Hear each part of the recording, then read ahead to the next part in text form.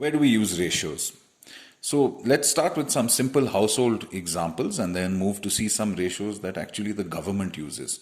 At home, when we cook rice, the question is how much water to use. If we use too much water, the rice becomes sticky, and if we use too little water, it remains hard.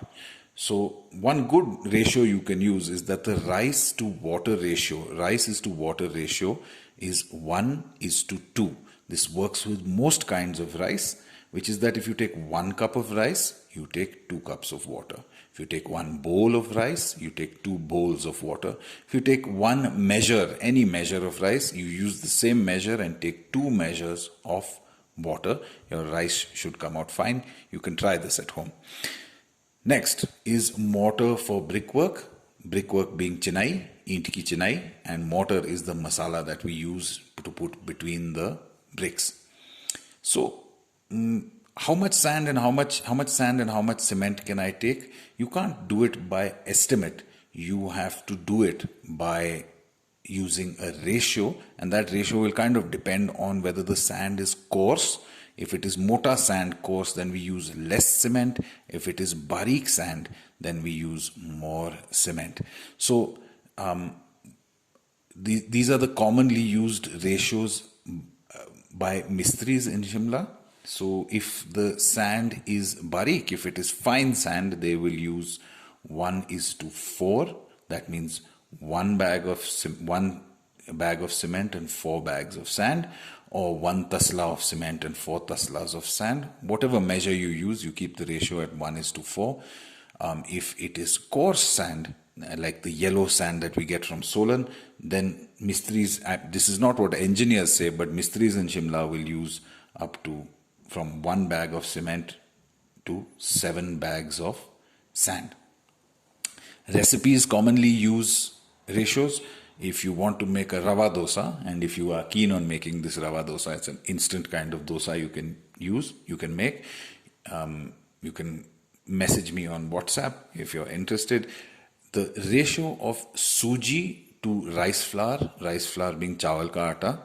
So suji is to rice flour, is to curd, is to water. These are 4 main ingredients. Of course, there are others, but these 4 main ingredients are put in the ratio of 4:2:1:2.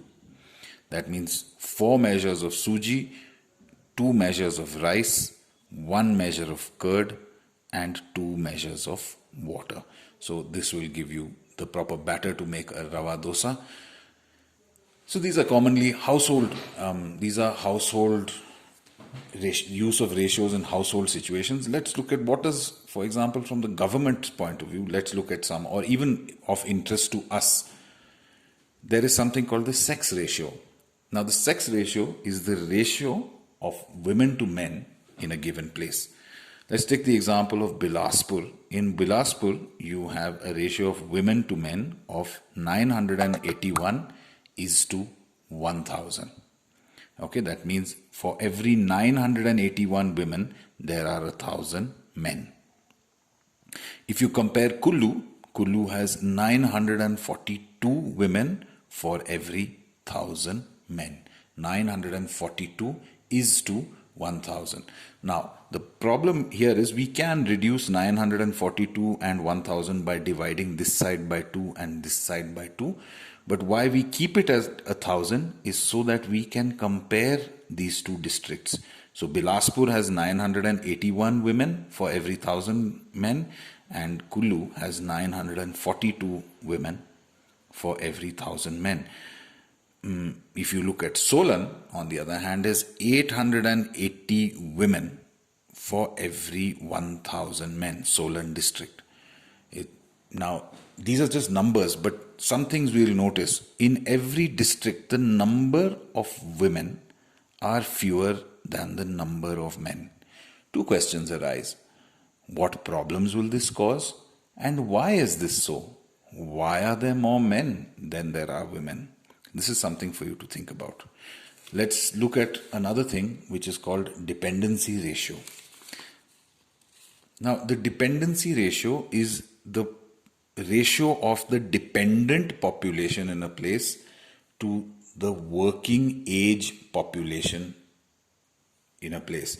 So it is essentially, it is the ratio of who are the dependents. Dependents are those people who are not likely to be earning, जिनकी कमाई नहीं हो रही होगी. So who are these? One is children from the age of 0 to 14, and the second is adults who are greater than 65. And who are the people who are working are likely to be people of the age group 15 to 64. Of course, this is just an andaza. Some people start working before the age of 15, and some people actually continue to work till they are much older than 65. But this is an andaza. Let's compare two states. Let's look at in Himachal, the dependency ratio is 670 is to 1000.